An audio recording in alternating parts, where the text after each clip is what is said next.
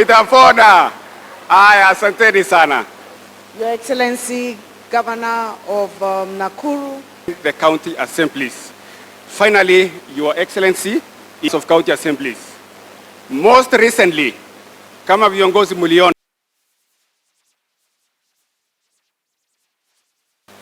Your Excellency, for me, and that is the way it should always be. Baba wetu ametukaribisha hapa. Sadly, most of our governors, asante to get for the patience, ndio. asante sana Your Excellency, my colleagues here, that we've had deliberations. Na sisi Your Excellency, kwanza tumeshukuru.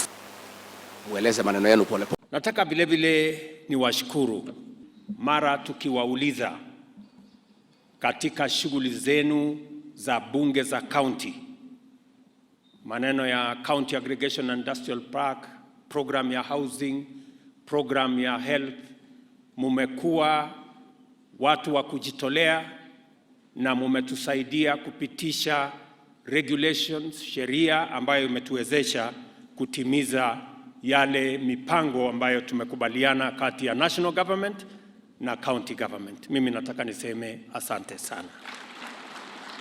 Pita hapa. Your Excellency, wewe capital letters. Pona. So Your Excellency, kwa sababu tuko hapa, Your Excellency haisemagi at instantly at knock the door.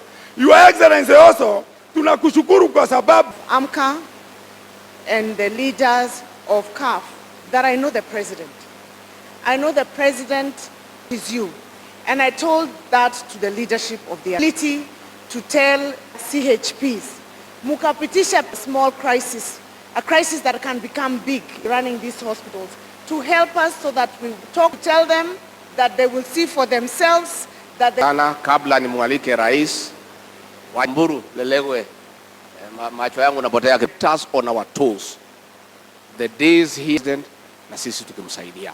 Kwa hivyo mutushikilie na wale wengine tafadhali assist us. So and we are sticking to our plan. And it is because tunataka kubadilisha siasa ya Kenya. Pale nyuma it was fashionable kusema maneno ambayo you don't believe in. Ukishapata nafasi ya uongozi unaenda unasahau, alafu unarudi tena unakuja kusema mambo mengine. What we are going to do this time round, we are going to implement our manifesto to the letter, because hatukwenda kwa wananchi kwenda kuwadanganya. Tulienda kuwaambia tutafanya program ya kuzalisha chakula, tutafanya program ya universal health coverage, tutafanya program ya housing, kupanga ajira ya vijana, tutafanya program ya digital super highway, tutafanya ile program ambayo itahakikisha kwamba wananchi wako na afya. And that is what we are doing.